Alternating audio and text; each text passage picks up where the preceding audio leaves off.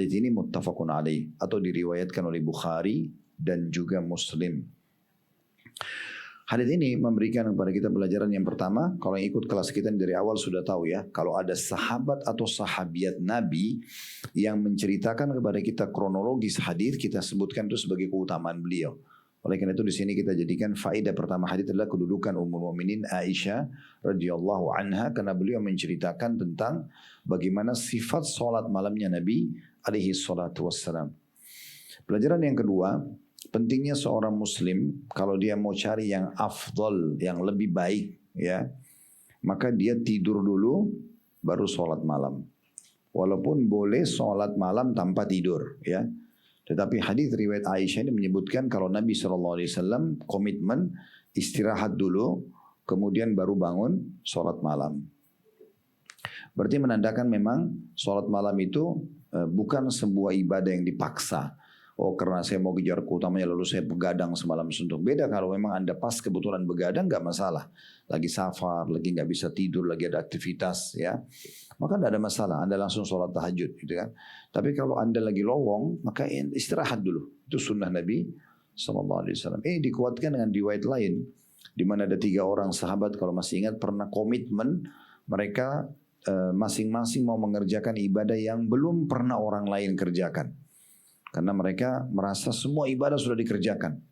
Kita bayangkan kalau kita di posisi hampir semua hadis Nabi sudah kita amalkan. Ibadah-ibadah sunnah apalagi yang wajib gitu ya. Puasanya, sholat sunnahnya, zikirnya, baca Quran, berdoa segala macam itu. Lalu mereka bertiga ini komitmen datang ke rumah Nabi SAW dan ingin tahu kira-kira ibadah apa yang Nabi kerjakan di rumah sementara mereka belum kerjakan. Begitu ketemu dengan istri Nabi, mereka nanyakan, mereka kaget. Ternyata Nabi SAW di rumah biasa saja gitu kan. Maka mereka pun berangkat ke masjid, kemudian mereka komitmen tiga-tiganya didengar oleh orang-orang di masjid. Yang satu bilang mulai sekarang saya akan sholat malam tidak mau tidur. Ya, ini yang jadi saksi bahasan kita. Kemudian yang kedua mengatakan mulai sekarang saya puasa, saya tidak mau buka puasa sampai sudah tidak tahan. Ya, kalau misalnya azan maghrib masih kuat lanjut besok baru buka puasa. Namanya puasa wisol itu ya, melanjutkan. Kemudian yang ketiga adalah yang orang ketiga mengatakan saya mulai sekarang tidak mau menikah ya dengan wanita karena dia anggap menikah itu mengganggu dia. Maka sampailah berita itu kepada baginda Nabi SAW dan beliau mengatakan telah sampai kepadaku berita begini dan begitu dan ketahuilah aku adalah orang yang paling bertakwa di antara kalian, yang paling patuh kepada Allah adalah aku. Lalu beliau jelaskan, aku pun tidur dan sholat malam. Aku pun berpuasa dan berbuka puasa. Dan aku juga menikahi wanita.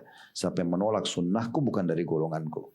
Oleh karena itu memang afdolnya adalah tidur dulu. Tetapi boleh kalau kita tidak tidur ya. Kalau memang kita misalnya tidak bisa tidur, lagi ada halangan.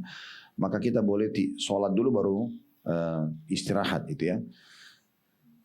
Kemudian pelajaran selanjutnya yang bisa diambil, hadis selanjutnya kita pindah ke hadis nomor 2 pada kesempatan ini ya, yang kita bahas kesempatan ini, dan ini hadis nomor 1182 dari awal belajar berbunyi dari Ibnu Mas'ud radhiyallahu anhu, beliau berkata, "Shallaitu ma'an Nabi sallallahu alaihi wasallam lailah, falam yazal qa'iman hatta hamamtu bi amri su', qila ma hamamta, qala hamamtu an ajlisa wa ada'ahu."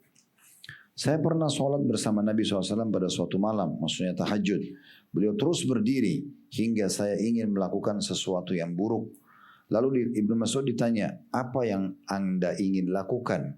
Kata dia, aku ingin duduk dan meninggalkan beliau. Hadis ini diriwayatkan oleh Bukhari dan juga Muslim. Hadis ini kita ambil pelajaran yang pertama, kedudukan Abdullah bin Mas'ud radhiyallahu anhu, karena beliau yang menyampaikan kepada kita kronologis hadis ini. Pelajaran yang kedua, bolehnya mengerjakan sholat tahajud secara berjamaah. Ya, karena tidak semua sholat sunnah boleh dikerjakan berjamaah. Ya, tapi kalau seperti sholat qobliyah, sholat ba'diyah, nggak ada sholat berjamaah. Tapi sholat yang ada dalilnya Nabi pernah berjamaah boleh kita kerjakan berjamaah. Di antaranya adalah sholat malam. Karena kita tahu ada sholat tarawih boleh kerjakan berjamaah. Dan riwayat ini juga menjelaskan. Nabi pernah sholat, Abdullah bin Mas'ud ikut sholat dengan beliau dan beliau biarkan. Berarti menandakan ini adalah takrir atau persetujuan Nabi Sallallahu Alaihi Wasallam. Nah, ini dibolehkan. Jadi pelajaran kedua, bolehnya mengerjakan sholat malam secara berjamaah. Nanti kita lihat di akhir bab kita ini, sholat malam ada keutamaan kalau suami istri sholat berjamaah. Nanti akan kita baca hadisnya insya Allah. Pelajaran ketiga yang bisa diambil adalah lamahnya sholat Nabi SAW dan ini adalah sholat yang paling afdol.